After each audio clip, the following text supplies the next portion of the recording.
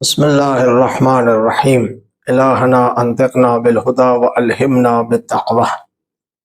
ماہ مبارک رمضان کے 20ویں دن کی دعا کی مختصر تفسیر آپ کی خدمت میں بیان کی جاتی ہے۔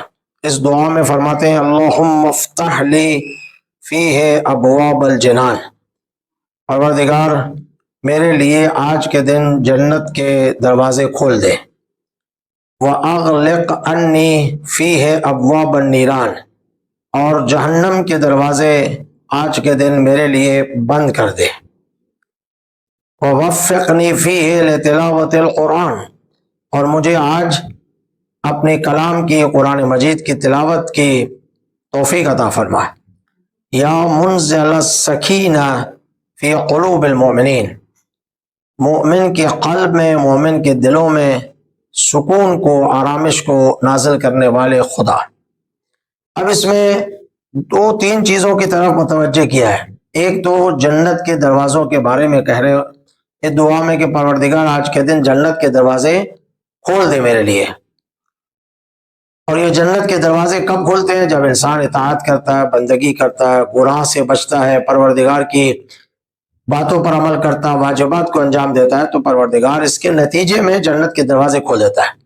تو ماہ مبارک رمضان میں آپ جتنی عبادات کر رہے ہم سب، تو اس کے نتیجے میں پروردگار جنت کے دروازے ہمارے لیے کھول دے کی دعا کر رہے ہیں۔ پروردگار جنت کے دروازے کھول، جیسے مناجات شعبانیہ میں بیان کیا جا چکا ہے کہ ماہ مبارک رمضان میں پروردگار عالم جنت کے دروازے اپنے بندوں کے لیے کھول دیے ہیں، اور دعا کرتے پروردگار یہ کھلے رہیں، یہ نہ ہو کہ ماہ رمضان کے بعد پھر یہ دروازے ہمارے لیے بند ہو جائیں۔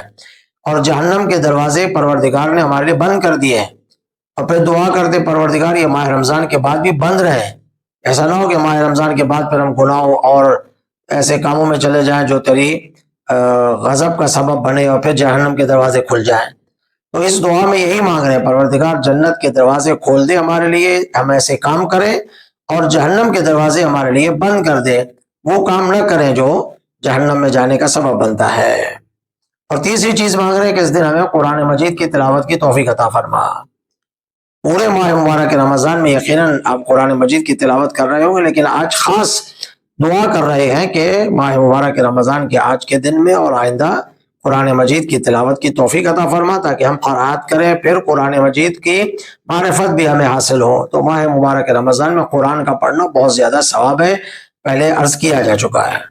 اور پھر ظاہر ہر انسان آرام چاہتا ہے، آرام کون دینے والا؟ پروردگار عالم۔ اس لیے کہتے ہیں پروردگار تو ہمارے دلوں میں سکون اور آرام کو نازل فرما۔ سکون اور آرام کب نازل ہوگا؟ جب ہم پروردگار کی اطاعت کریں گے، پروردگار کی بات کو مانیں گے، جو خدا ہم سے چاہتا ہے اس پہ عمل کریں گے، تو خدا بند متعال ہمیں آرامش اور سکون عطا فرمائے گا۔ تو انشاءاللہ پروردگار عالم سے جو چیزیں طلب کی اس دعا میں، اللہ ہمیں عمل کرنے کی توفیق عطا فرمائے، اور جنت کے دروازے کو کھلائے رکھے، جہنم کے دروازے کو انشاءاللہ ہمیشہ کے لیے بند رکھے ہم پر۔ والسلام علیکم ورحمۃ اللہ۔